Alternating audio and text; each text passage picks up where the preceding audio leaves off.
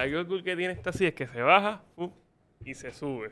Y el cangrejo, mira, lo bajaron un poquito. Un poquito, pero subieron unos que de por sí ya son bastante altos, que se Los pasan gigantes. subiendo a cada rato, los gigantes de Carolina, por la mínima, Javier, ahí en el tope de la tabla de posiciones. Pero como quiera, están en gozo los 3 primeros de la tabla, por el momento, porque hay un jueguito ahí de lo más interesante entre los Leones de Ponce y los Criollos de Cagua. Yo no sé cómo yo estoy aquí, José. Las alteras que yo me di ayer. ¿Comiste mucho lechón? Acho, sí. Y ¿Usted cuerito, hizo carne ¿comió frita? cuerito? Comí un poquito de cuerito. Y morcilla. Pero le quité la grasa porque acuérdese que nosotros tenemos grandes ambiciones para el 2024 y debemos estar fit. Oye, se supone que usted es un cuadrilátero pronto. Sí, Allá el eso Gualo está. tiene ready en La las gente curillas, de soltando las Gallimbo, manos. estamos hablando con Ider para ver, pero Ese gancho de izquierda me dice que está sólido. súper sólido. ¿Usted lo ha probado? ¿Usted no lo ha probado? No, yo no lo he probado, ni pienso probarlo, porque ni, yo... Y ni le recomiendo que lo pruebe. No, olvídate de Mira, eso. José, ¿cómo estuvo esa carne frita? ¿Hizo Estuvo carne frita? excelente. Estuvimos manejando las artes culinarias este pasado fin de semana. Duro. Y le metimos muy bien. Quedó en su punto. Y el ñame, suavecito. Suavecito. Usted me acompañó a hacer la comprita. Compramos varias libras de ñama y malanga para acompañar esa carne frita. 18 libras, Javier, de carne. Wow, ¿cómo se llama la abuela de Verónica? Doña Olga. Y el cálculo de la vianda, ¿dio o no dio? Dio y vianda. sobró. Todavía no, queda ya sabes bien. que yo te decía. Hasta fin Mira, de año. Este se compró unos cosos de ñame como que así de grande. Y eran, imagínense, 8 ñames así de grande. No había break. Sí, Y pero... la carne frita, sobró. No, la carne quedó... El carnicero de allá de Mayagüez la pegó. Mucho más blandita, jugosa. Y mira, quedó crunchy también. Ese cuerito en la... Quedó, mira, por ¿Y la sobró maceta. o no sobró? No sobró carne. A la carne le dieron a 2 manos, Javier. Y yo le dije que le iba a faltar calde. No, sí. Pero Es que bueno, la siempre gente es quedó bueno tener carne de satisfecha. más. La gente quedó satisfecha porque el banquete incluía arroz con gandules y también tenía longaniza. ¿Y el estelar comió carne? El estelar comió arrocito y no supo en ningún momento, nuestro amigo Manuel Guillama, vegetariano, que el arroz tenía longaniza y se lo comió completo y por poco pide más. Es que yo te digo aquí, Guillama es carnívoro, pero él no lo sabe. Le gusta. Y estuvimos a punto de que se comiera una morcilla, porque entró la discusión de si la sangre entraba en la ecuación de nuestro amigo Manuel Guillama. Eso para el 31, ese acaba el año. Ese comiendo carne. cae. Le faltaban 3 fritas más y se llevaba la morcilla también. Mira, José, y nosotros tenemos el honor, el gusto y privilegio de compartir con uno de los anotadores oficiales de la liga, Ricardo Valero. Ricardo, para nosotros es un placer, un privilegio que esté compartiendo con nosotros acá en el cuarto bate. Gracias y muy buenos días a todos ustedes, y más con ustedes dos que en el camino hemos podido dialogar y trabajar sobre todas estas cosas del deporte y que cogen tan en serio la parte del periodismo deportivo que para mí pues ha sido algo con lo que me crié, porque al igual que tú, soy hijo de periodista deportivo y básicamente aunque he podido ver 65% de todas las temporadas que se han escenificado del béisbol, el otro 35% me las contó papá, y si no las he leído en algunos libros de Jorge Colón Delgado y de algunos otros, y qué bueno que ustedes estén ahora con este programa que tanta falta hace para llevarle el mensaje del béisbol a las personas y que enfatice sobre todo las cosas que estamos logrando. Ya aquellas cosas de que en el béisbol la gente de Grandes Ligas no vienen, eso ya se cayó. Así que ahora esta nueva generación está llevando perfectamente el mensaje sobre que hay un gran béisbol que se está jugando en Puerto Rico y que las personas no deberían faltar a los parques. Ricardo, y nos dice que lleva el 65% del torneo, o sea, de la liga, usted lo ha visto. Sí. Y no es porque usted tenga 100 años, es que usted comenzó bien pero joven. que bien joven. A los 12 años comenzamos ayudando a nuestro señor padre, que en aquel tiempo era subeditor del periódico El Nuevo Día. El Nuevo Día tenía apenas 1 año de nacido. Fueron después de la foto de Marisol Maralet, que fue lo primero que se vio en El Nuevo Día cuando el periódico El Día vino de Ponce hacia San Juan. En aquel tiempo costaba $1 bellón y luego fue un acabose cuando costó 10 centavos y lo recordamos perfectamente. Ya nosotros habíamos, a las finales de los 60, papá nos llevaba a los juegos y habíamos visto bastantes juegos y aprendimos lo primero que uno debe hacer, lo que yo entiendo que se debe hacer cuando a usted le interesa un deporte, y son las anotaciones. Porque cuando usted hace anotaciones, usted puede hablar con base. El problema de los que no conocen las estadísticas es que a veces pudieran pecar de decir cosas que no son ciertas. Y de eso vamos a estar hablando hoy. Ricardo, y usted ha ido a muchas series del Caribe, ¿correcto? ¿Cuántas series del Caribe lleva?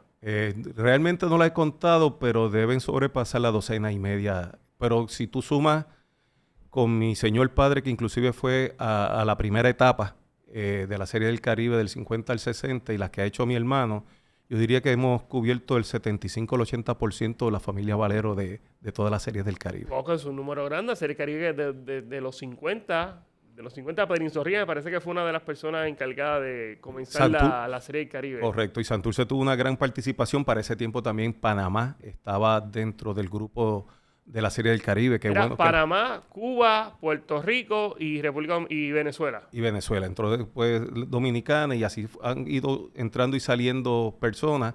Pero realmente es una super fiesta. Todos los que han podido ver la Serie del Caribe se han podido dar cuenta que es una super fiesta donde tú compartes no solamente con mucha gente, sino ese tipo de rivalidad que existen entre algunos pueblos. Y nosotros vamos para Miami, José. No, vamos para allá, esperamos estar allá y que todo salga bien, porque como dice Valero, es una gran fiesta regional y que allí es donde se pone sobre la mesa, ¿verdad? Lo que nos caracteriza a los caribeños, a los hermanos caribeños. Y doña Ana también va para la Serie del Caribe y me está preguntando el número de teléfono porque tiene que reservar un espacio más. Dijo porque que yo te tiene conté pique, que ella había Javier. dicho que no estaba casada, pero sí está casada doña Ana. Ahí está el combo completo, pasaje ida y vuelta, hotel con desayuno incluido, transportación del aeropuerto al hotel, boletos detrás del home plate, boletos para la semifinal y la final. Tenemos la bola oficial de la liga, acceso exclusivo a las prácticas del equipo de Puerto Rico. Los juegos serán en el estadio del equipo de los Marlins de Miami, así que esto es de Grandes Ligas. Usted para recibir información tiene que comunicarse a ese número telefónico. Recuerde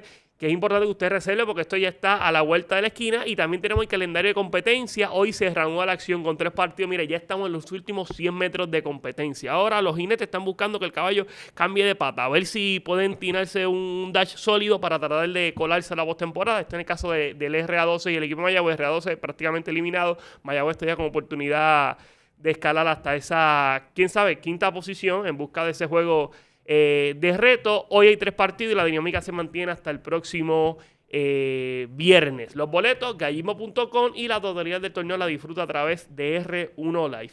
José y Ricardo, vamos a comenzar hablando de los resultados del pasado viernes, del pasado sábado. Hubo doble tanda allá en la Sultana del Oeste y Mayagüez tenía que sacar victoria. Estaba obligado para mantenerse con vida y un caso más favorable para Irma Mayagüez que también Ponce perdiera y ese escenario se dio, José. Se dio, Javier, y sacaron, me parece ya son 3 triunfos al hilo para el equipo de Mayagüez, cosa que no hemos visto de manera seguida esta temporada. Y un Daryl Thompson, que en ese primer juego de la doble jornada estuvo prácticamente intocable, con excepción de un cuadrangular que le dio Nelson Velázquez, luego de que nosotros entráramos en una discusión que tuvo un timing bastante interesante, porque fue justo cuando Nelson le puso punto final a la perfección de Daryl Thompson, que trabajó por espacio de 5 completas y apenas permitió una carrera. Ricardo, ¿usted cree en esas cosas? Pues José y yo estábamos hablando, de repente me llega un mensaje, me dicen que José no diga lo que no tiene que decir, y era que Daryl Thompson ya un juego perfecto.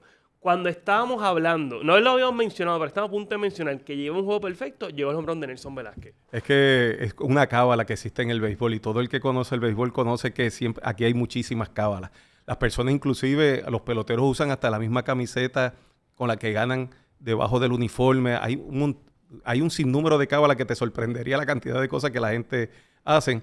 Pero siempre, desde que yo recuerdo el béisbol, tú nunca dices que el juego es perfecto o que el juego va rápido, porque entonces se atrasa más. Ni cuando hay un juego perfecto siempre viene esa cábala y cambia completamente la decoración del juego. Ricardo, ¿y qué recomendación nos da a nosotros? Que estamos ahí en la narración, ¿cómo le podemos informar sutilmente al fanático que es un juego perfecto para no tirarle tal vez la mala al lanzador? Porque mira, con Daryl Thompson nos pasó y Nelson le dio en la madera a la bola. Bueno, puede decir que el lanzador ha retirado 18 hombres que se ha enfrentado de forma consecutiva.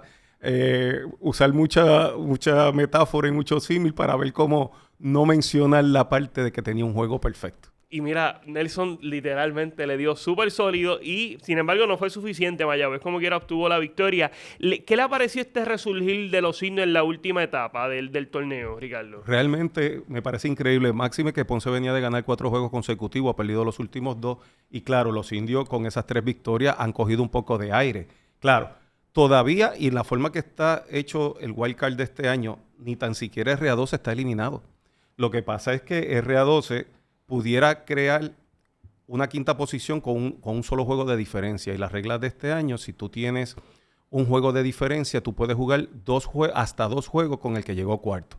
Para tener opción al segundo, y pasar entonces y eliminar el cuarto y clasificarte, entonces tú tendrías que ganar los 2 juegos de forma sucesiva. Si pierdes el primero, pues ya no tienes ninguna oportunidad.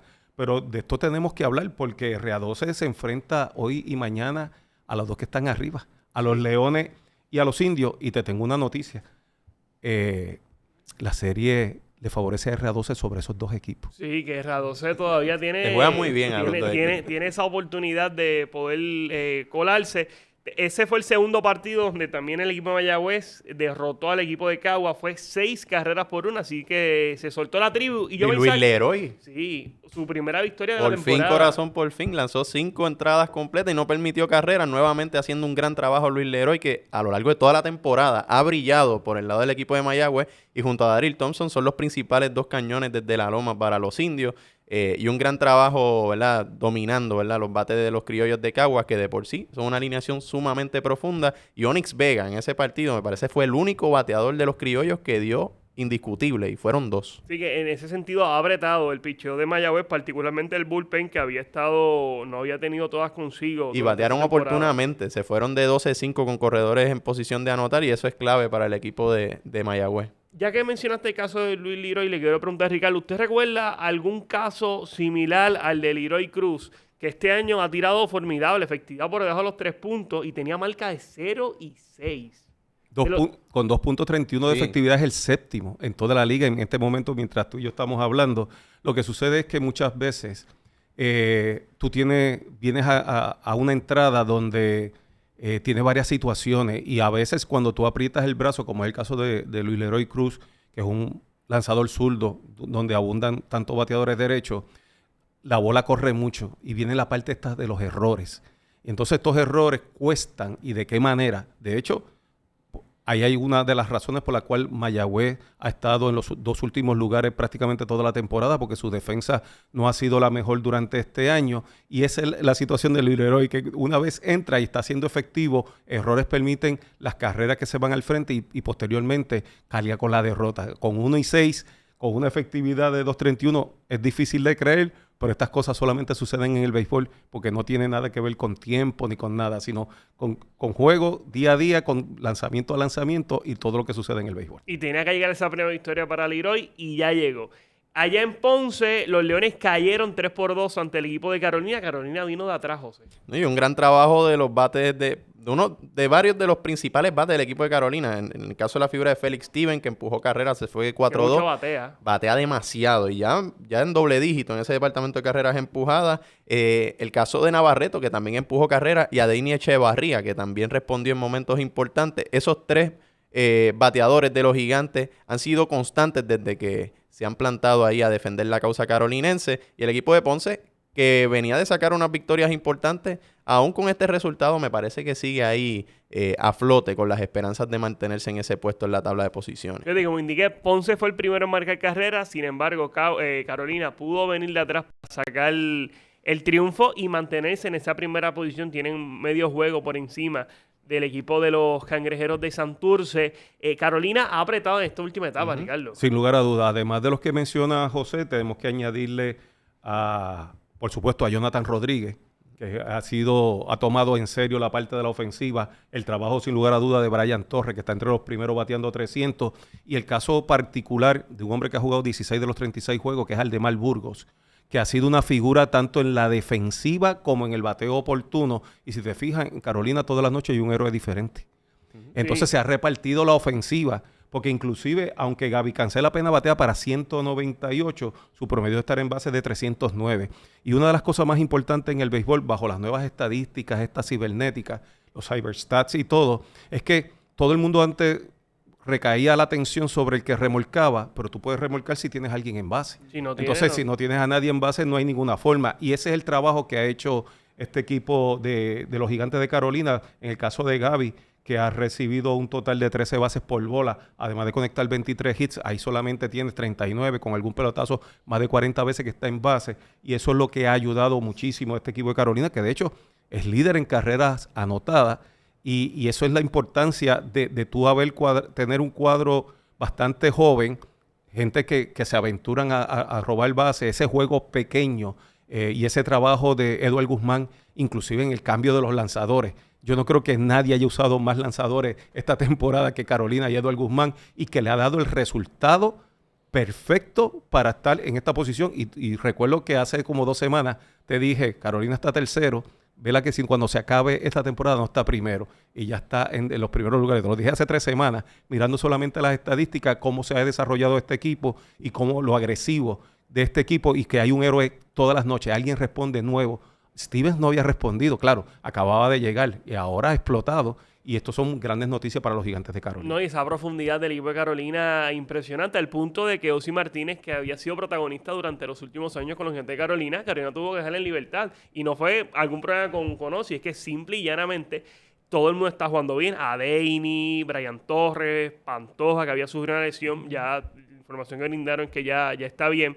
O sea, el equipo ha respondido muy bien, ha bateado y el picheo también ha estado presente, por eso los Gigantes ubican en la primera posición. Otro de los partidos que hubo el sábado, RA12 cayó, Santurce le dio donita en el duelo capitalino, apenas una victoria de RA12 sobre el equipo de Santurce esta temporada, José. Sí, y un equipo de Santurce que en este partido no trabajó, ¿verdad? Muchas entradas con su lanzador iniciador, en el caso de Alberto Flores, que lanzó solo 3 y no permitió ni hit ni carrera en ese trabajo, lo que habla, ¿verdad?, de la profundidad de ese cuerpo monticular del equipo de Santurce, que a lo largo de la temporada ha sido muy efectivo y desde la temporada pasada figurando como el mejor equipo, el equipo más consistente con sus lanzadores. Nuevamente el equipo de RA12 confrontando problemas a la defensiva y una respuesta, ¿verdad?, que en esa parte final de los encuentros pues no llega a cumplir con las expectativas quizás del cuerpo técnico de RA12. Ricardo, ¿este es el duelo capitalino? Sin lugar a dudas. El que antes se protagonizaban los eternos rivales, los Senadores de San Juan y los Cangrejeros de Santurce. San Juan mudado a Carolina desde el año 99-2000 es básicamente lo que estamos viendo. Y concurro con José porque el año pasado la efectividad de Santurce fue de 2.01, hoy es de 2.12. Y usted tener eso es bueno para un solo lanzador. Colectivamente es casi imposible. Entonces ahí es que siempre viene el debate si es que el picheo es muy bueno o si la ofensiva es muy floja. Y de eso pudiéramos estar debatiendo, yo creo que 2 o 3 programas adicionales, pero solamente como muestra me gustaría traer de que en los últimos 11 años han habido 10 campeones bate, porque Iván de Jesús lo ha sido en 2 ocasiones. Y no hay ninguno de ellos, hay 6 jugando actualmente, que incluyen a Iván de Jesús, a Rey Fuente, a Dani Ortiz, a Aldemar Burgos, entre otros, Rubén Castro, por ejemplo. Y fuera de ellos, tú no ves ninguno bateando 300. Rubén Castro ha estado lo más cerca, pero fueron campeones bates de esta liga. Claro, y uno pensaría, pues tal vez Raymond Fuentes ha tomado poco protagonismo en Caguas, ha sido un jugador que básicamente ha sido parte de esa profundidad en los bosques del equipo de Caguas. Iván de Jesús también ha sido un utility, pero en el caso de los otros, Rubén Castro es el primer bate del equipo de RA12. En el caso de Aldemar, está tomando protagonismo ahora con el equipo de Carolina, y Dani Ortiz, pieza importante del equipo de Mayagüez. O sea, son jugadores que todavía están en su pick. Y una particularidad, Valero, que me gustaría que profundizara sobre eso. En el caso específico de Santurce, no se ve, ¿verdad?, este bateo que quizás de manera consistente se hace sentir con indiscutible. Sin embargo, esa poca respuesta ofensiva que quizás hemos visto a lo largo de la temporada suele definir los resultados de los partidos. Suelen cerrar de manera, ¿verdad?, efectiva los juegos. El secreto está en el picheo. Yo siempre he entendido que el picheo es el 75%. Si lo que quiere decir 2.12 es que los lanzadores de Santurce permiten 2.12 carreras por cada 9 entradas. O sea que tú lo que necesitas es hacer 3 o 2.5 para ganar, que no es tan complicado. Por eso es que cuando viene ese bateo en algún momento oportuno de Santurce, que de hecho es el segundo mejor con promedio colectivo con 2.29, ¿verdad? No es para echársela, pero es el segundo mejor luego de Carolina.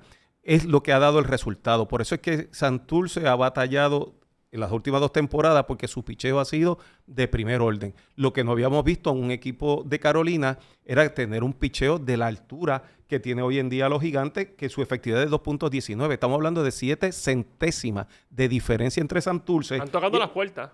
Y además de eso han superado por 7 milésimas en bateo a los Cangrejeros de Santurce. Y tal vez el secreto de Carolina ha sido mejorar ese picheo que no lo habíamos visto tal vez los últimos 10, 12, 15 años.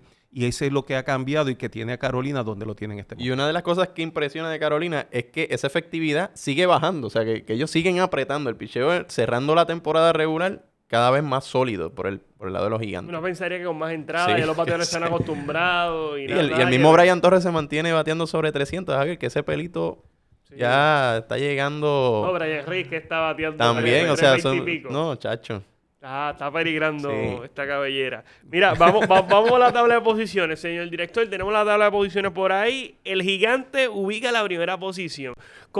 En la resistencia cangrejera tiene que haber... Eso es materia de discusión y análisis, Javier. Eso es como habíamos dicho en la transmisión. ¿Tú sabes lo que tú correr toda la... Nuestro amigo Cangre todo Indio. el tiempo al frente. ¿Recuerdan a nuestro amigo Cangre Indio? ¿Hubo el referéndum? No lo he visto, pero aprovecho para extender esa invitación porque eso es materia de discusión. Es posible. Yo quiero preguntarle eso a Ricardo. Eso hay que discutirlo. Eso, ser cangrejero, ser indio de Mayagüez, eso como que no mezcla. Eso se puede, Ricardo. Usted que lleva 50 años viendo el béisbol. Lo que pasa es que la gente son extrañas y el puertorriqueño no le gusta perder.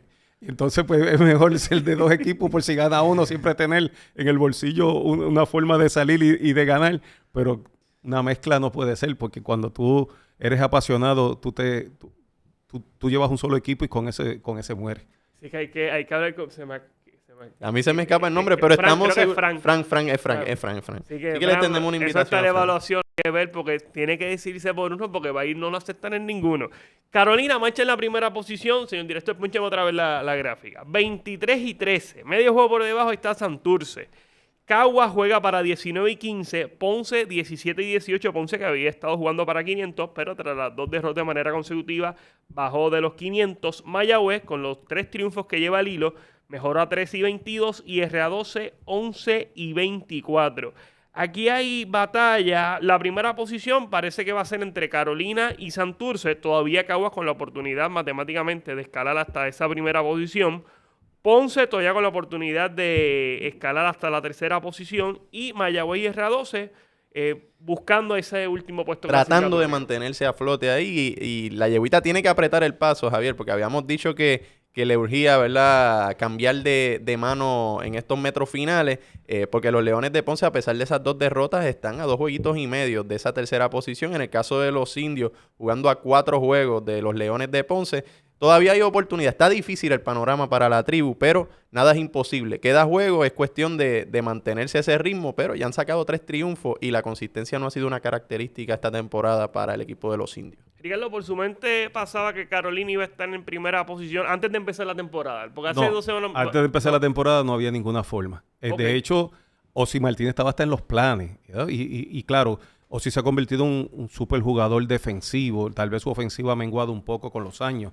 Es un super veterano que en el 2010 jugaba de los Marlins de la Florida y ha pasado un tiempo de allá para acá, pero es siempre confiable la parte de la defensiva porque con defensa tú ganas el juego. Pero jamás pensé que se podía aglutinar una cantidad de jugadores que le han respondido de qué manera a Eduardo Guzmán, que ya ha probado que es un gran dirigente en este béisbol y que, por supuesto, ha podido capitanear a los Gigantes y, como vuelvo y digo y enfatizo, me parece que la forma de cambiar la cantidad de lanzadores que lo utiliza, porque hay muchos equipos con 10, 14, 10, 15, hasta 15 lanzadores que a veces tú no los ves más que una vez a la semana. Yo creo que Eduardo los pone a trabajar a todos casi todos los días y que le ha dado un resultado brutal. Ahora, en términos de lo que ustedes decían, hay que mirar Ponce, porque el número mágico de Ponce son 3.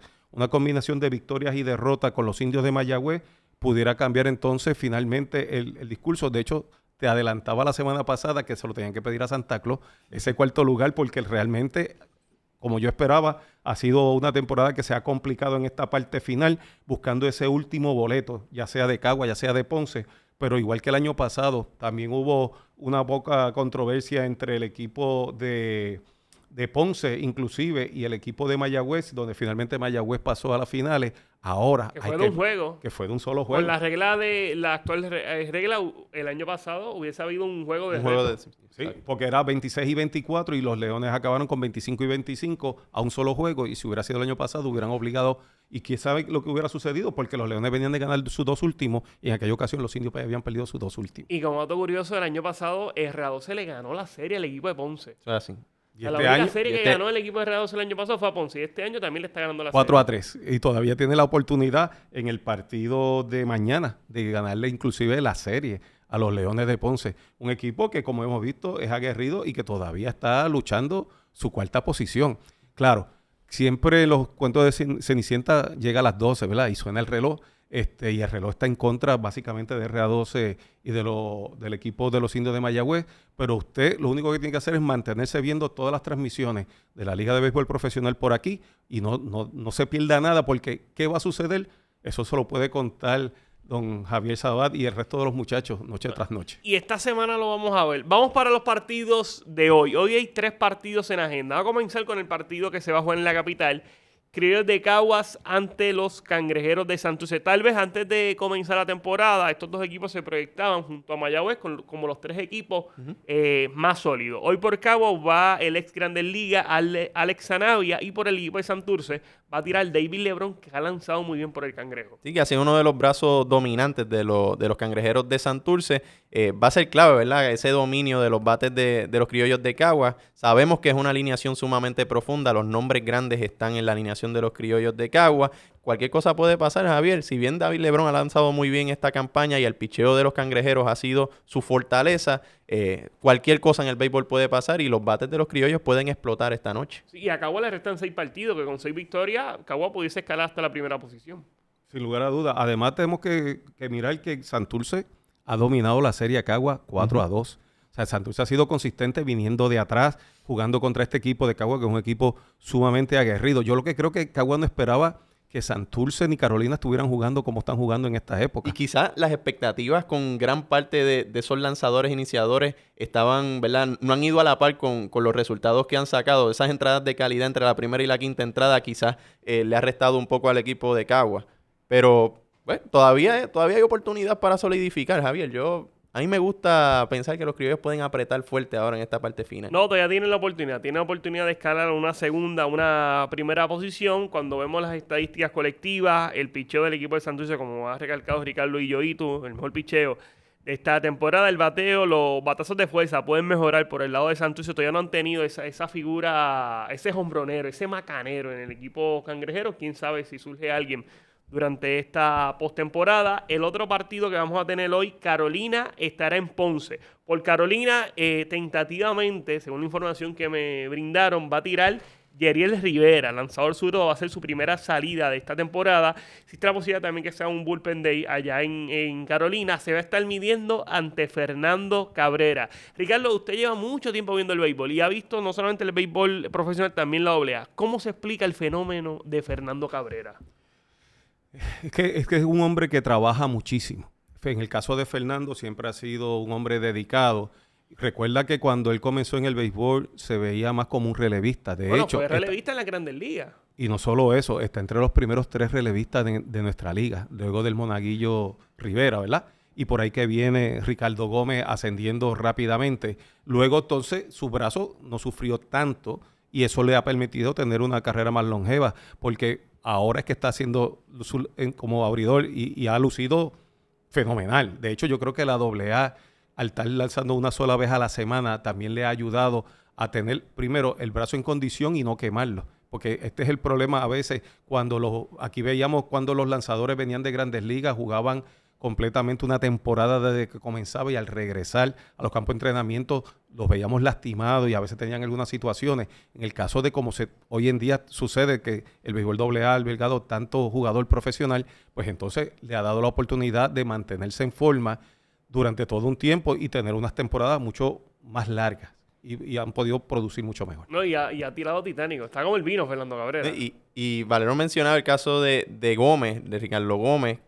Yo pienso mucho cuando hace esa pregunta en Gómez y también en Gianfélix Ortega. O sea, lanzadores veteranos que han como descubierto. Mira, Gianfélix los otros días ponchó a Henry Ramos. Y es la maña, o sea, porque Gianfélix cuando comenzó, o sea, tenía bastante en la bola. Pero ahora es un asunto más de conocer el juego y de manejar más con la mente las herramientas y los recursos que tiene. Y yo creo que eso es algo que comparten tanto Ricardo Gómez como Fernando Cabrera y Gianfélix en esta etapa de sus carreras. Dije Henry, no fue a Henry, fue a Elliot. Fue a Elliot Ramos, sí. Importante, para cerrar la entrada, ¿verdad?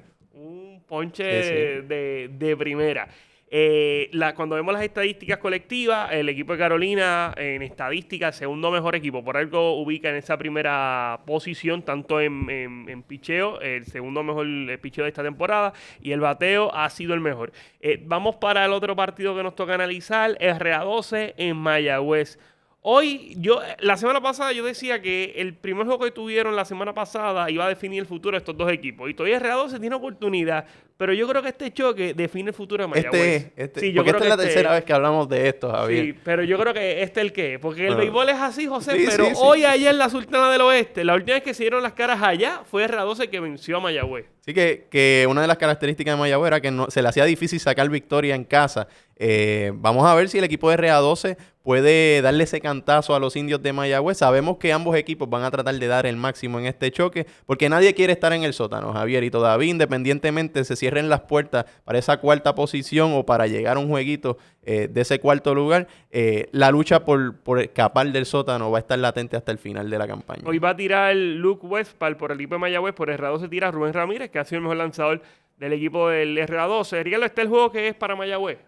Este juego es complicado, porque si tú miras, los indios de Mayagüez juegan como local con 7 y 10, y el equipo de RA12 lo hace con 8 y 10 como visitante. O sea que le crea cualquier tipo de situación al equipo de Mayagüez que sabe que no puede perder. Esto puede poner en tela de juicio la parte de la defensiva. Cuando tú tienes una presión como la tiene Mayagüez para tratar de calificar, puede cambiar. Y entonces el detonante es que el equipo de RA12 le ha ganado hasta el momento 4-3 la serie particular a este equipo de Mayagüez. Así que cualquier cosa pudiera suceder y tal vez la tercera sea la vencida, ¿verdad? Ya que ustedes lo han discutido en varias ocasiones, pero pudiera ser la vencida en esta ocasión. Pero pudiera ser bien determinante porque una derrota de RA12 entonces sí lo saca del panorama por completo y entonces Mayagüez todavía tendría algún tipo de oportunidad, claro, dependiendo de lo que suceda el juego entre Carolina en Ponce, que también la tiene difícil, los Leones de Ponce, frente a un equipo aguerrido de Carolina que se ha soltado a batear y de qué manera y que su picheo se ha escalado a la segunda posición del picheo colectivo de la liga. Y mencionaba a Rubén, que sube nuevamente a la loma. Me parece que sigue siendo, o sea, que si sigue la cosa como va a ser el lanzador con más entradas acumuladas en la fase regular. Rubén, que viene de lanzar por 7 entradas y 2 tercios y no logró, ¿verdad?, salir con esa victoria, por lo que hemos señalado en varias ocasiones aquí, de esa respuesta del bullpen del equipo de RA12 entre la sexta y la octava entrada. Suele complicarse el panorama para los muchachos de Alomar. Hay que ver si Rubén logra darle nuevamente entradas de calidad de RA12 y llegue esa respuesta efectiva por el lado del bullpen. Y estaría buscando su quinta victoria para empatar con Darrell Thompson, del equipo de los indios de Mayagüez. O sea que la super temporada que ha tenido Rubén, yo creo que le puede abrir otras puertas y otros horizontes allá en el béisbol rentado. Entre ellos dos debe estar la discusión al día de hoy del lanzador del año. Muy cerquita a Luis Leroy Cruz. Oye, Eduardo Rivera tiene que estar Eduardo Rivera tiene que estar en la conversación. Me parece que sigue de líder, ¿verdad? Te queda la constante, Adalberto Flores. El hombre que rinde para los Cangrejeros de Santurce. Ahora mismo está tercero en efectividad con 1.78, aunque su margen de victoria y derrota es solamente de 2-1. Ha lanzado muy bien durante esta temporada. No ha tenido tal vez toda la participación que se esperaba de él, pero sigue siendo un lanzador consistente que hay que mirarlo al final de la temporada. Esta semana va a ser determinante para todo, para los premios, para cuáles equipos se van a clasificar, cuáles se van para su casa temprano, y vamos a hablar precisamente de ese panorama que tenemos esta última semana de competencia. Ya hemos hablado por encimita, pero ahora vamos a ser específico. La primera posición parece que va a ser entre Carolina y el equipo de Santurce, a menos que Caguas ahora tenga una racha que ya la ha tenido el pasado, tuvo una racha de 8 victorias de manera consecutiva el equipo de los criollos. Ponce todavía con la oportunidad matemática de escalar hasta 22 victorias, suficiente para tal vez empatar con un equipo de Santurce, que al momento esa es la cantidad de triunfos que tienen. Ya Ponce no puede aspirar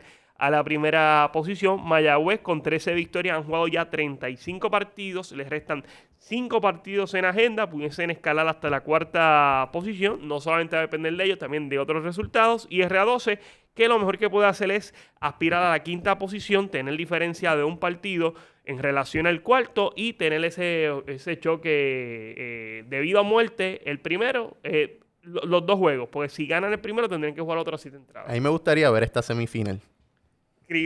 Cangrejeros y criollos. Eso es así. Con expectativa. Me voy a tirar al charco ahora. De ver a los Gigantes de Carolina contra los Cangrejeros de Santurce en la final. En la final. Eso como que ese Irán Bison va a estar explotado de película. gente, Javier, porque Una posibilidad. la chispa que han levantado esos dos equipos, o sea, Sí. me tiene contagiado. Pero es que los de Cagua te van a decir lo mismo, José. Sí, pero, o sea, yo te estoy dando Ok. o sea, te estoy dando mi opinión. Ya. Me estoy lanzando desde ya. Ya yo estoy contagiado y todavía no ha arrancado la postemporada. Ok. Dígale, ¿cómo usted ve este panorama de serie de temporada? A mí me parece que si Santurce y Carolina siguen batallando ese primer lugar, deben ser los que deben llegar a las finales, por las series A y B, por supuesto. Y entonces sí sería sumamente interesante porque no pudieran haber dos equipos más nivelados. Santurce es el líder de efectividad, Carolina es el segundo. El líder de bateo es Carolina y Santurce es el segundo en bateo colectivo. Entonces son dos equipos que son bastante similares, aunque pudiera dar la impresión que el equipo de los Cangrejeros de Santurce tiene un cuerpo monticular que impresiona. Lo cierto es que los números de los Gigantes de Carolina también impresionan y de qué manera y pudieran cambiar completamente la decoración en una serie que inclusive yo pudiera decir que pudiera llegar hasta 7 juegos buscando quién es el campeón que va a la Serie del Caribe allá en Miami. Así que usted tiene que estar al pendiente de esta última semana porque cualquier cosa puede pasar. Para que usted tenga una idea, mañana, hoy hay partido hoy juega Caguas en Santurce, R12 en Mayagüez, Carolina en Ponce. Mañana Santurce está en Caguas, Mayagüez está en Carolina, Ponce está en R12. El jueves Santurce está en Mayagüez, Carolina está en R12, Caguas está en Ponce. El viernes, que es el último día de competencia pautado, Carolina está en Santurce para cerrar la temporada y ese partido va a ser televisado por Guapa Deporte.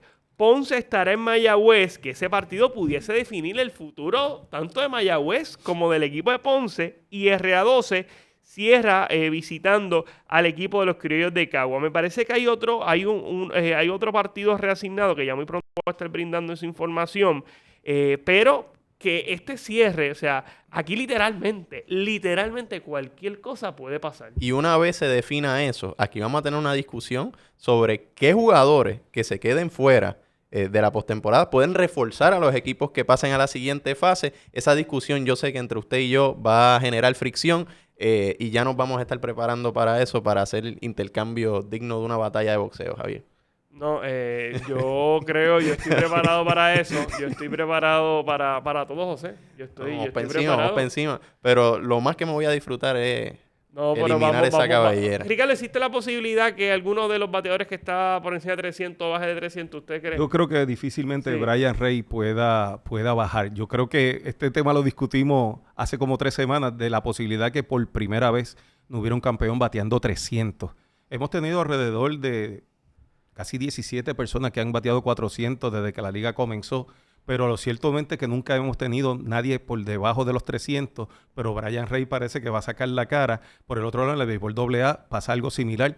Los campeones de bate, desde que comienza este béisbol de hace 85 años de la béisbol AA, todos batean 400. El único que nunca batió 400 fue el campeón bate de 1958, que fue Pochi Oliver, con el equipo de los Cachorros de Ponce, porque ellos siempre lo han habido. Y añadiendo algo de lo que dijeron al final y dándote un punto, José, no hemos tocado que el equipo de Cagua ha traído 5 nuevos refuerzos, activando 5 personas, incluyendo a Yaxel Rías y a Brandon Webb, que fue uno de los mejores lanzadores de la pasada temporada con los Indios de Mayagüez para esta recta final. Así que no podemos dejar consolidar solamente a Santurce y Carolina en esa primera posición. Pudieran pasar un susto cualquiera de estas dos novelas. Y Yaxel, que fue el lanzador del año pasado, definitivamente le sumaría y bastante a la causa de la Yeguit. Y tengo entendido que también van a tener que añadir a Underwood, a Chris Underwood. Dwayne Underwood. Underwood, que estuvo participando en la selección nacional de Puerto Rico, que sería una adición importante para este equipo de los Criollos de Cagua.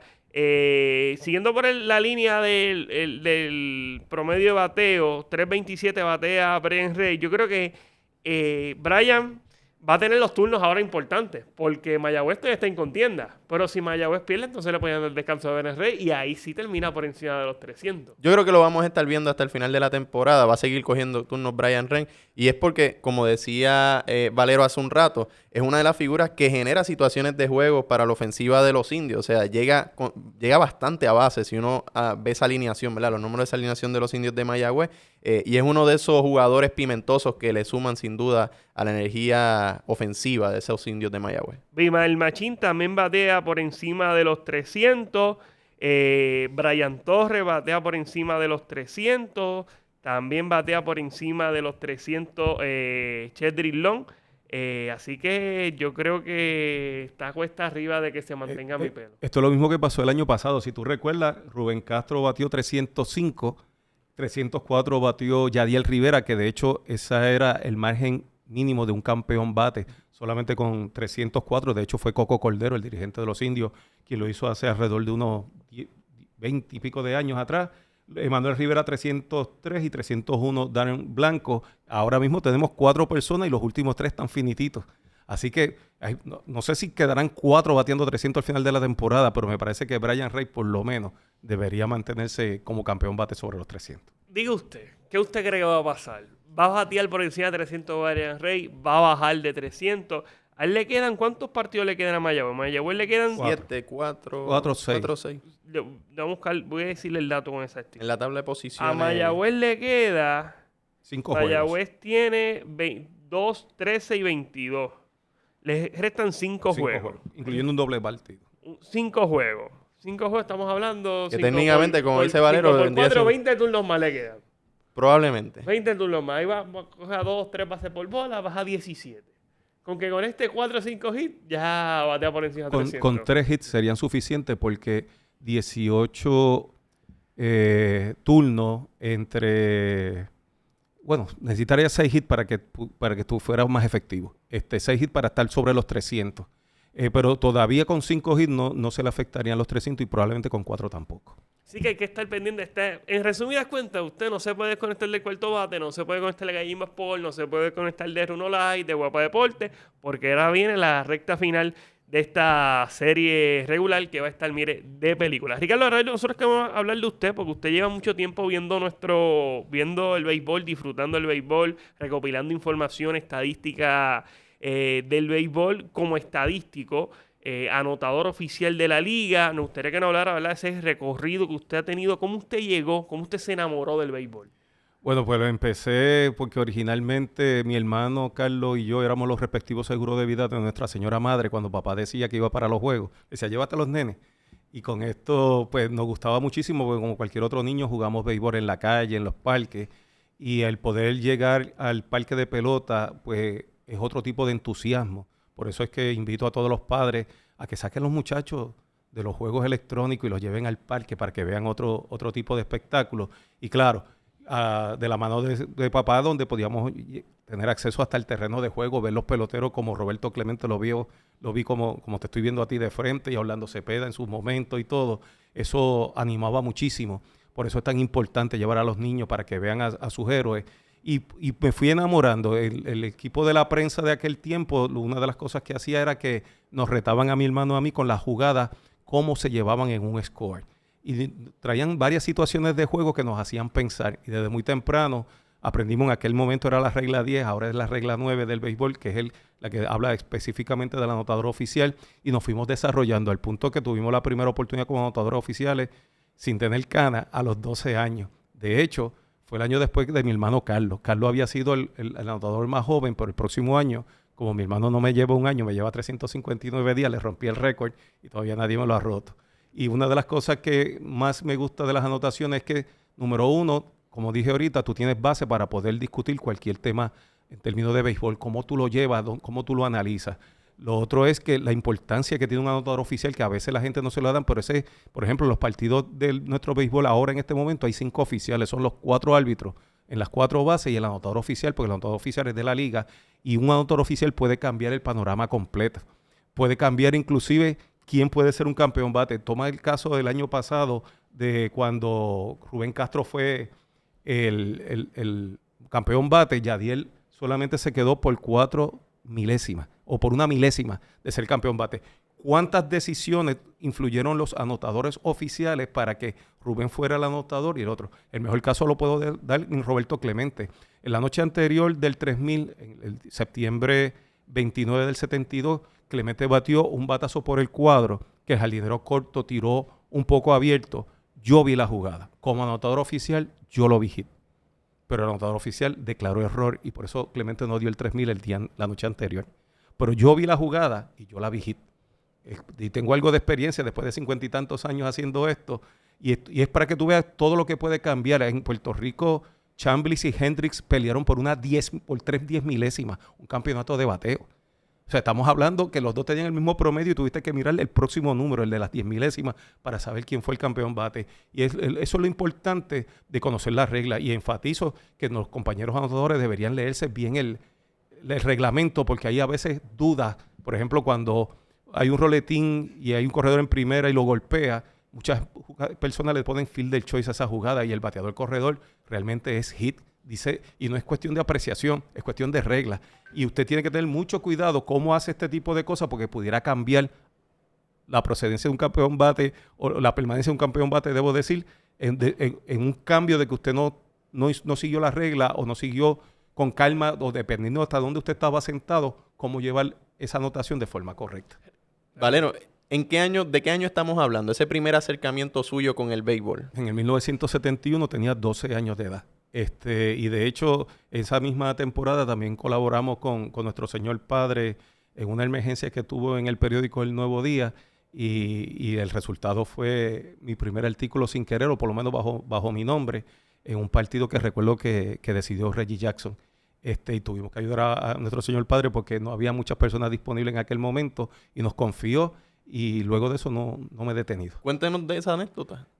Lo que pasa es que fue un domingo donde papá tenía una situación en el periódico El Nuevo Día, tenía 14 páginas para el lunes, ¿no? Pues el periódico se hace el día anterior, y había una situación que no habían personas ni tan siquiera para llevar los juegos. Y papi nos llamó por teléfono de Dial en aquel tiempo, en el año 71, y nos pidió que escogiéramos el juego a través de la radio.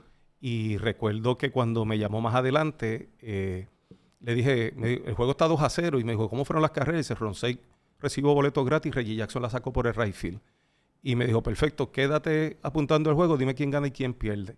Y así lo hice. Al otro día, cuando íbamos para la escuela, yo estaba en 8º grado.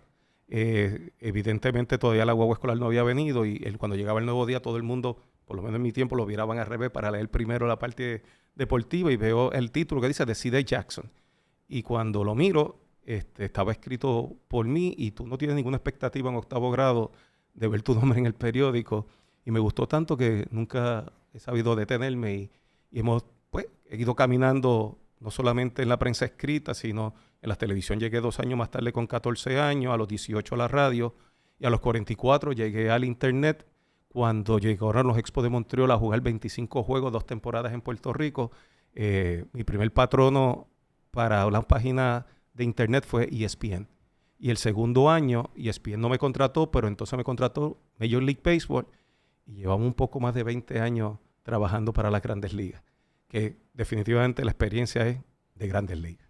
Ricardo, en Arroyo Habichuela, para todos esos los fanáticos que están en sintonía, que no conocen mucho sobre la anotación del béisbol, que no conocen mucho sobre el trabajo del anotador, ¿qué es lo que hace el anotador durante el juego? Básicamente, tú vas observando el juego y vas recopilando todo lo que sucede para luego llevar esas estadísticas a un acumulativo, que es lo que hemos hablado pues todo en el programa de hoy sobre tanto las colectivas como las individuales, para tú determinar quiénes son los campeones bate, para tú determinar una serie de cosas. Además de eso, tienes que tomar varias decisiones. Hay unas decisiones que son bien importantes en cuanto a hit y error. A base del criterio, en una jugada tú tienes que determinar si esa jugada fue hit y error, y evidentemente esto va a afectar positivo o negativamente al bateador, puede afectar positivo y negativamente al lanzador, porque si es error, cualquier carrera que la anote pudiera ser sucia, y entonces pudiera mejorar su efectividad. Entonces tiene ciertas responsabilidades, y una de las cosas que yo siempre acostumbro es que cuando yo llego al parque de pelota, lo primero que hago es pisar el terreno. ¿Por qué? Porque el terreno puede tener varias condiciones. Ahora mismo el béisbol profesional se juega básicamente bajo lluvia, y hemos estado con varios juegos esperando de que se resuelvan los problemas. No es lo mismo un terreno mojado que un terreno seco. Entonces es mucho más difícil tú tomar una decisión si hay un hit o un error cuando el terreno está pesado, que cuando está común y corriente, y tienes que tener mucho criterio y por lo menos haber jugado aunque sea un poquito de béisbol. No que fueras bueno, que hayas jugado béisbol y tener algún tipo de idea, que ese es el caso mío, ¿verdad? Para tú poder entonces tomar las mejores decisiones sin afectar el futuro de los jugadores, porque mirándolo desde su punto de vista en béisbol profesional, que estamos hablando, estos promedios son importantes para usted buscarse un trabajo en el verano en los Estados Unidos. Ricardo, que hay tal vez jugadas que en un terreno mojado pueden ser error y en un terreno normal no son errores. Claro, y también dependiendo del jardinero corto, puede ser hit y puede ser error. Tú tratabas más severo a un tipo como Derek Jeter, que cubría tanto terreno en el jardín corto, que tal vez cualquier otro jugador, un jardinero corto regular que no cubre tanto terreno. Porque hay una jugada que Jeter, aunque eran difíciles, las hacía de rutina. Entonces a veces tú eres un poco más severo cuando vas a tomar algún tipo de decisión y también los grados de dificultad que pueda tener la jugada, si es el guante en contra de tu cuerpo, cómo la cogiste con la mano desnuda, cómo lo haces, y es cuestión de segundos. Y si no, no te preocupes que por la noche te llaman los dirigentes de esos equipos a tu casa a las 12 de la noche y te dicen, ¿por qué tú le diste hit? ¿Y le ha pasado eso, Ricardo? Sí, hay grandes dirigentes de este país que inclusive yo te diría que hay 2 de ellos que llegaron a las grandes ligas que sí me llamaban y los discutían. Y es interesante porque, por ejemplo, en el caso específico de Alex Cora, cuando me traía un reclamo sobre un jardinero corto o una segunda base, alguien en la línea central le jugó esa posición. Entonces, tiene más experiencia y me podía hacer ver algunas cosas que a lo mejor no tomé en consideración en un momento, y la regla dice que un anotador oficial tiene 24 horas para cambiar cualquier tipo de jugada que ya hayas tomado. Tienes solo 24 horas para cambiarla.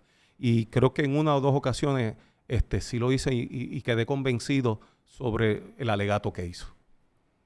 ¿No? Que una de las jugadas que ejemplifica esa explicación de Valero la vimos en un partido de los Gigantes de Carolina, un elevado a la línea del left field, que Delvin Pérez salió a correr esa jugada, pero como el terreno estaba tan mojado en los jardines, no pudo manejarse, ¿verdad?, con efectividad. Aunque le llegó a la pelota, se le pasó. se marcó hit la jugada y luego ocurrió una jugada similar donde él completó la jugada y fue, ¿verdad?, una decisión totalmente diferente, y lo que influyó fue la condición del terreno de juego. Sí, que estar pendiente a todo eso, a Tú- todo literalmente. Inclusive una vez te comentaba que a veces hay jugadores en segunda base y hay un roletín por el jardín corto prácticamente en el hoyo. Y a veces con el esfuerzo que hace el jardinero corto solamente le queda como opción tirar a tercera y llega quieto. Hay una tendencia de darle al bateador corredor jugada de selección porque el jardinero corto tiró a tercera.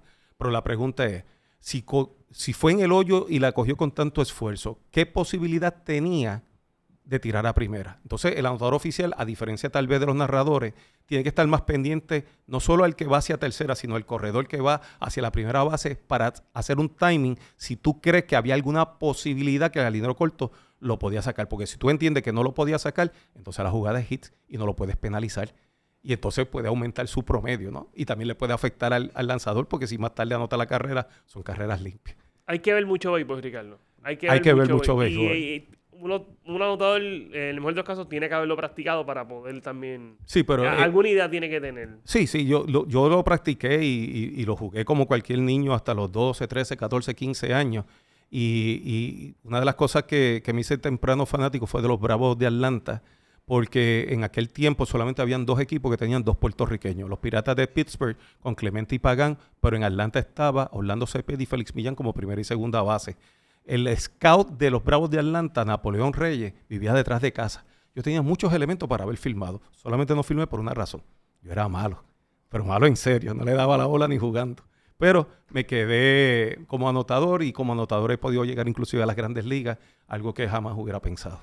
Y yo, ¿verdad?, pensando en el asunto de la apreciación, pienso en los árbitros. Cuando ocurre una jugada cerrada que se canta, ¿verdad?, quizás errónea, se toma una decisión errónea, hay consultas para clarificar. En el caso de la figura del anotador en su carácter individual, pensando en la evolución del juego, ¿sería una posibilidad en un mundo ideal tener quizás 3 anotadores oficial y que ese margen de tiempo que se le da al anotador oficial de 24 horas sirva entonces como para un análisis colectivo de cuáles fueron las cosas en común entre los 3 anotadores? No, yo pienso que no, porque tú sabes que se ha desarrollado la tecnología. De hecho, en Carolina he tenido dudas con algún tipo de lance, si da elegido error, y lo que he ido es precisamente allá a la transmisión de televisión para ver el replay. Y una vez yo veo la repetición, puedo tomar una decisión. Igual lo he hecho como anotador de las Grandes Ligas, porque durante el Clásico Mundial tuve el privilegio que se me nombrara como el primer anotador en Puerto Rico por las Grandes Ligas, como anotador del Clásico, y una de las cosas que tenía era un monitor más grande que yo para ver todos los tipos de jugadas. Y una vez tú lo ves en el monitor, con el beneficio de ver 3, 4, 5 tomas diferentes, tú tomas una decisión más fácil. La tecnología ha ayudado un mundo a los anotadores, y otra cosa es que los anotadores también dependen de los árbitros, porque hay jugadas que a veces la gente me trae mucha a colación, y es cuando los árbitros, por ejemplo, el tiro es cerrado, el árbitro canta safe y mueve sus manos hacia afuera explicando de que el jugador que estaba en la base se movió y por esa razón llegó safe. Eso es un típico error. La gente dice, pero si fue cerrada. Digo, ok, pues vamos a virar lo que dice el árbitro. Si en vez de haberse salido, quiere decir que si se hubiera quedado era out, pues entonces es error. Entonces el árbitro es el que prácticamente ha creado la decisión de la jugada. Es quien pasó juicio en tiempo real. Y es el que me ayuda, y esto es parte de lo que tú decías. No es solamente ser un periodista de que tú estás 3 entradas y te vas. Es que todos los juegos que yo he hecho, me he quedado hasta las 9 entradas. Porque o he estado en radio, o he estado en televisión, o estoy reportando para los periódicos, estoy reportando para las Grandes Ligas en el internet, y lo hago durante las 9 entradas. O sea, mi hermano y yo hemos escrito la historia de este país por los últimos 52 años. Y papá lo escribió por unos años más, y prácticamente los 85 años de béisbol, nuestra familia ha estado involucrada en términos de los periódicos y de información que le hemos llevado al pueblo. Y es cierta responsabilidad, porque al igual que Javi, que tuvo su papá, que también fue periodista, sin lugar a duda el inicio de nosotros en estas líderes pues fue un poco más fácil. El mantenernos es lo que ha sido más complicado. Y por eso, de verdad, me agrada mucho de que este año estés como la voz del béisbol, porque necesitamos tal vez un cambio. Hay una nueva generación y finalmente hay gente que están cogiendo esto en serio, y programas como este demuestran que el béisbol tiene una meta de seguir y no parar. No, y súper agradecidos, Ricardo, por sus palabras. José y yo tratamos de hacer lo mejor que podemos, brindándole ese respeto que se merece nuestra liga, que ciertamente tiene mucha historia. Ricardo, y yo quiero hacer hincapié en algo que usted mencionó, la televisión. Y aquí en Gallín Baseball hay muchos fanáticos del baloncesto, muchos Lebrones, hay muchos fanáticos Curry. de Curry también. Antetokounmpo Y ellos ven el baloncesto de la NBA, ven esas transmisiones de ESPN, de ABC, y ven que cuando LeBron va al tiro libre, abajo sale LeBron James, 22 puntos, Y la primera vez que se hizo eso en Puerto Rico, Ricardo, usted era encargado de poner toda esa información. Sí, eso fue, si la mente no me falla, alrededor del año 77, 78. Normalmente los estadísticos las llevaban en un tipo de index card, donde entonces una vez tú llenabas el index card, lo pasaba el comentarista, que en mi tiempo era Johnny Flores, o el narrador, que era Manuel Rivera Morales en aquel tiempo. Pero no había una gráfica de eso. Es que no había nada. Lo que tú inclusive leías en los créditos finales eran unos flip cards que se iban sacando. Estaban escritos, igual que aquí atrás están viendo el cuarto bate en lo que se llama croma. Pues básicamente allá se hacía lo mismo con unos flip cards y tú los ibas sacando, porque las gráficas eran hechas en cartulina. Que no había scoreboard. Y entonces en el baloncesto, que es un deporte tan rápido, no hay ninguna forma, porque en que tú terminabas de hacer eso, ¿verdad? Pintándola, ya habían metido 3 canastos y ya tú estabas atrás. Entonces, pues cuando esta máquina llega, la situación era que los estadísticos para aquel tiempo eran personas muy mayores que le tenían miedo a una tecnología que estaba comenzando, porque no era ni tan siquiera una computadora, era un generador de caracteres, que era como se llamaban. ¿Cuán chiquito era ese? Más o menos como la laptop que tú y yo tenemos en el escritorio, no mucho más grande, y lo único que yo tenía para ver el juego de baloncesto era un monitor de 4 pulgadas diagonales.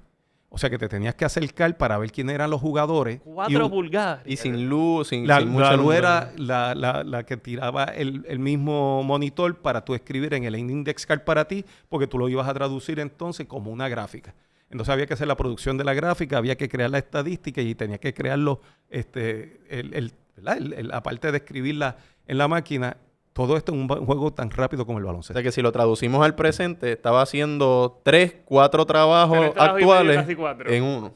Sí, el estadístico del juego. Diseñador gráfico. Hasta el director me dijo Ricardo que usted también en ocasiones ponchaba la tuve varias ocasiones que tuve que sustituir a varios directores como Nicky Valentín, Marcelino Miranda, Joe Díaz, que eran los directores para aquel tiempo en el baloncesto, porque en el año 80 Guapa Televisión tenía la exclusividad del baloncesto, pero era por Guapa Televisión. Guapa Deporte no existía, era televisión análoga. no se podía usar estas luces para ir al aire, había que usar unas incandescentes porque las cámaras no eran digitales y tenía que, prácticamente tú salías sudado después de trabajar. Pero sí tuve esa ocasión, inclusive en la Liga Puertorriqueña hice algo mucho más loco, y es que cuando hice las estadísticas no había nadie en el intermedio que las pudiera leer. Y entonces había que mandar a callar a todo el mundo dentro de la guagua, quitar la bocina del audio de la guagua y darme un micrófono, y yo mismo iba poniendo las estadísticas y las iba explicando en un segmento entre anuncios, entre el half, para poder explicarle a la gente por dónde iba. O sea que la adrenalina, eso era como meterse un shot de café expreso antes de comenzar a trabajar y se sentía, me imagino, que la adrenalina hasta en los hombros. Pero como uno es tan apasionado a estas cosas y la responsabilidad que me creó mi señor padre de tan temprano, de llevar información veraz y lo mejor posible, dar lo mejor de ti, prácticamente no lo sentía. Era algo natural en mí. Inclusive hemos hecho más de un medio, mientras hemos estado transmitiendo por televisión y por radio, hemos estado escribiendo a través del internet hacia las Grandes Ligas mientras hacemos la narración, porque ya son tantos y tantos los años y la experiencia que a veces no me doy cuenta que estoy haciendo 3 y 4 trabajos a la misma vez, no me doy cuenta. Un trabajo grande que ha realizado usted, Ricardo, y toda su familia, y eso va a continuar, Ricardo.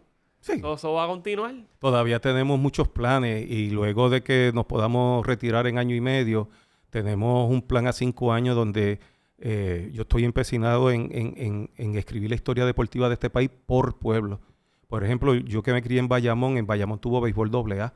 Y en ese béisbol AA, el equipo de Bayamón tuvo 2 grandes zurdos, el Premier Marrero, José Enrique Marrero, y Jesús Motora Feliciano, el papá de Motorita, que todavía están entre los primeros 5 lanzadores del béisbol AA, pero que la gente tal vez no los recuerda porque Bayamón hace más de 40 años. Y yo me niego que ese tipo de héroe desaparezca. Y parte de los planes que yo tengo es poder crear ese tipo de página, tal vez creando un mapa de Puerto Rico que, por ejemplo, si tú cliqueas Barceloneta, te das cuenta que Sisto Escobar no es un estadio, que Sisto Escobar fue el primer campeón de boxeo que tuvo Puerto Rico. De Barceloneta a Puerto Rico, me parece. Sí, señor. El gallito de Barceloneta, que mucha gente piensa que es solamente un estadio que hay allí en Puerta de Tierra, pero fue el primero de los 60 campeones que hemos tenido, ¿no?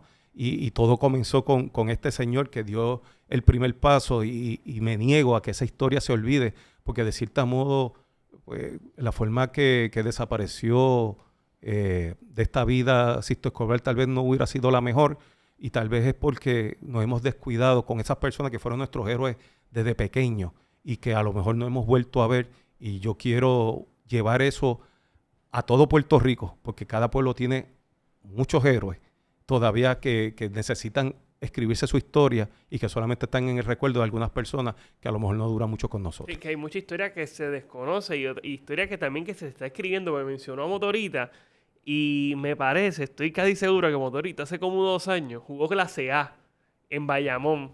O sea, Motorita hijo y su padre estaba dirigiendo ese tipo de clase A. Y una cosa interesante de lo que dice Valero y los héroes, que muchas de estas grandes figuras del pasado ¿verdad? Se les reconoció con alguna estructura, ¿verdad? Con algún edificio, algún parque, alguna cancha, y el reconocimiento como que se quedó ahí, se ha quedado ahí estancado a lo largo de los años, e incluso como que no se le ha dado el valor necesario para mantener esa memoria viva y latente. Y me parece que Sixto Escobar es un gran ejemplo de ese caso. Y otro de los grandes héroes que yo como que me vuela la cabeza, ahora mismo nosotros hablamos mucho de Shohei Ohtani, y el béisbol AA tuvo a un Roberto Barbosa, que hizo una gesta, ¿verdad?, que va por la línea de Shohei Ohtani como lanzador y como bateador. Y son esos casos, ¿verdad?, de héroes de pueblo que, Rolo Colón, que el pasado lo ha consumido y que merecen una exposición de grandes ligas, como usted dice. Rolo Colón está entre los mejores 3 bateadores del béisbol, los primeros 3 o 4 bateadores del béisbol y de AA. Y cuando tú miras, Rolo tuvo una operación de marcapaso, y yo recuerdo cuando uno iba al Parque Viejo de Calley, es el que se ve por el center field del Nuevo, donde se pasaba la gorra para recolectar dinero para comprarle el marcapaso, y en agradecimiento Rolo jugó hasta cuanto pudo, y eran unos héroes increíbles de esos tiempos, y realmente pues llama la atención de que a veces pues los hemos descuidado. Una de las grandes cosas, allá atrás pueden ver que dice los 85 aniversarios, en el 75 aniversario, el historiador de la liga, Jorge Colón Delgado, hizo una edición especial buscando los 75 mejores jugadores de todos los tiempos del béisbol. Y hicimos una conferencia de prensa. Yo era el oficial de prensa en ese tiempo de la liga de béisbol. Y cuando tú y yo hemos estado en conferencia de prensa en más de una ocasión, pero cuando me paré de frente, ver a Félix Millán, a Cheo Cruz, a todas estas luminarias que tuve la oportunidad de ver cuando pequeño, lo primero que hice fue que me quedé asombrado y por poco me quedo sin habla cuando me tocaba hablar. Y lo primero que reconocí fue que esos fueron mis héroes. Y son los héroes de muchas personas. Algunos se han criado con Carlos Correa, algunos se han criado con Paquito Lindor, pero son esos nuestros héroes. Y por eso es importante, si no permanecen en las grandes ligas, que por lo menos lo hemos visto jugando en el béisbol aquí, que por lo menos los padres puedan llevar a esos hijos y que ellos se puedan identificar con personas que realmente nos enseñan a cómo competir sanamente, cómo ser buenos seres humanos, cómo poder dar un paso al frente en la sociedad, como son ellos ejemplos, y evitar eso o no darle esa oportunidad a los niños es casi criminal. Valero, ¿qué significa el deporte para usted considerando su experiencia de vida? Esa es una gran pregunta que nadie me la había hecho, pero sin lugar a duda ha sido mi base desde muy pequeño.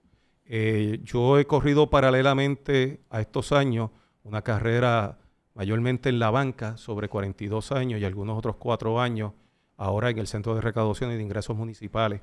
Y yo cuando me doy cuenta de qué tiene que ver la banca con el periodismo, con el deporte, yo creo que todo lo que yo tengo es mi nombre y mi honradez. Y creo que el ser honrado es bien importante y el tú ser genuino y sincero. Porque el problema hoy en día de las redes es la inmediatez.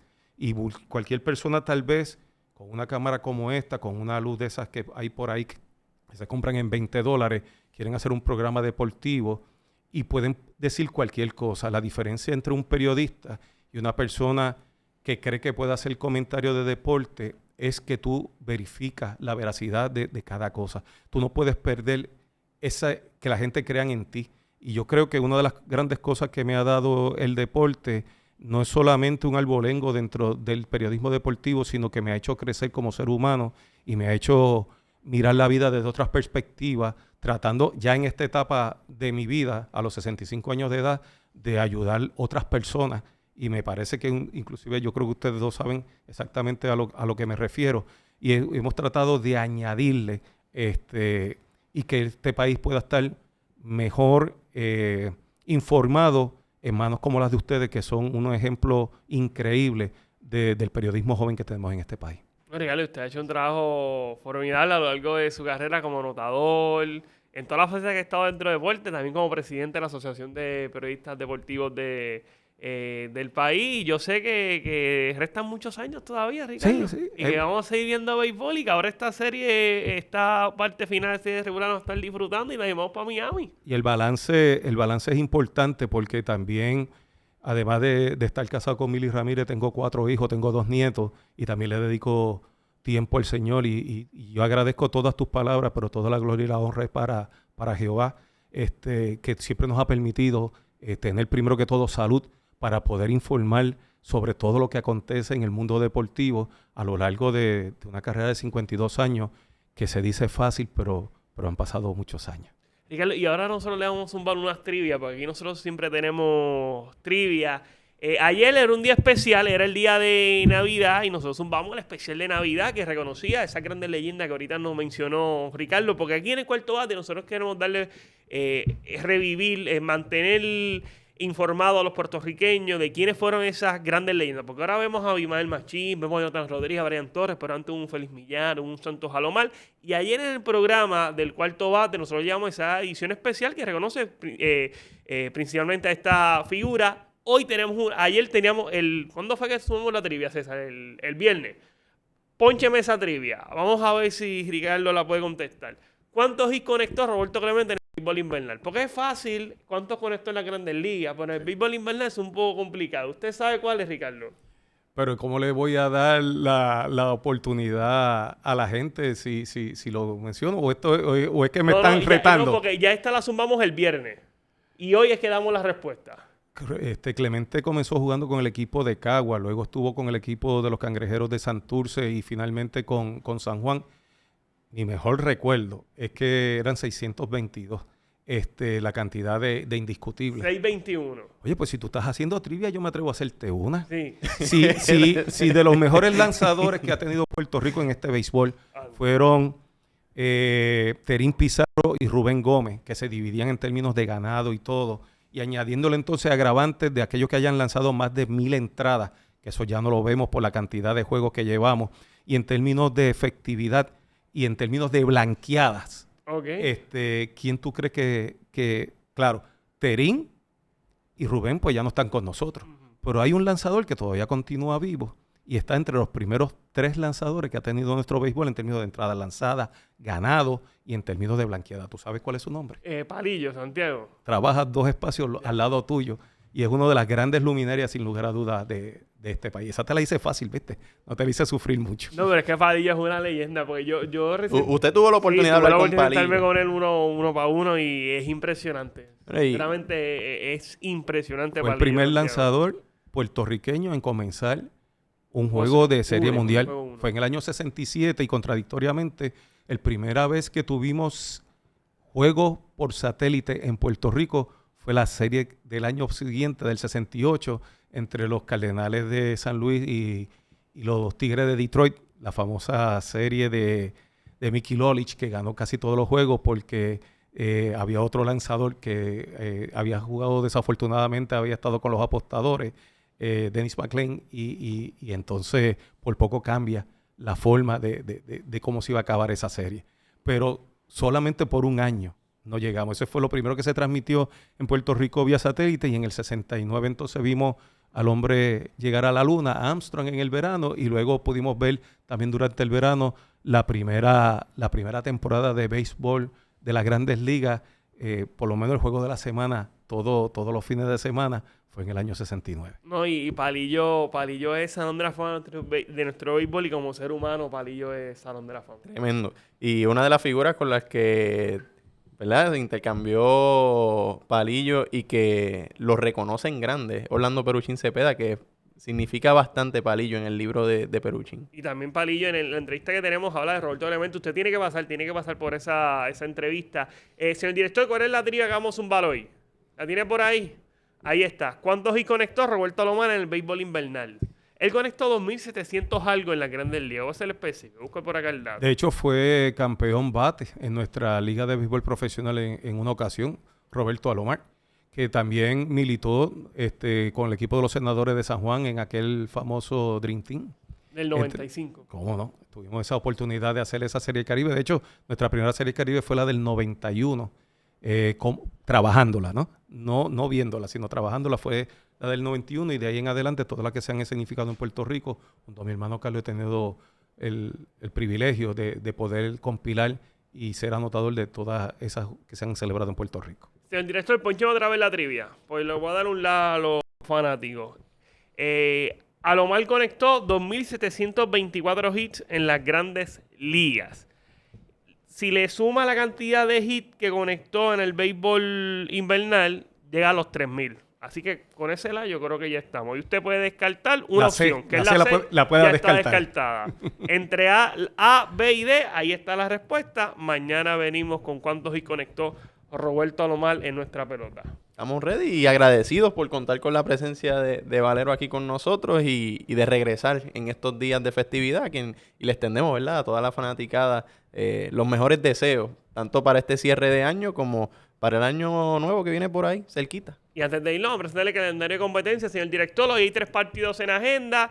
La dinámica se mantiene hasta este próximo sábado, que es el último día de béisbol. El viernes es el último día. El sábado estamos libres. Sábado es libre, viernes último día de béisbol, sábado reservado en el caso de que haya un juego entre el quinto y el cuarto. Los boletos usted lo consigue en gallimbo.com y la totalidad del torneo la ve a través de R1 Live. Si usted quiere viajar con nosotros, mira, Ricardo va yo, Hito, voy yo, César, Mark, todo el combo de Gallimbo Sport, va Migdalia, va todo el mundo. Usted puede viajar con nosotros a la Serie del Caribe. Ahí están los detalles. Llame ese número que está en pantalla y reserve su espacio con tiempo. Estamos listos, Javier, y les recordamos a todo el mundo que el deporte es la esencia para una mejor vida.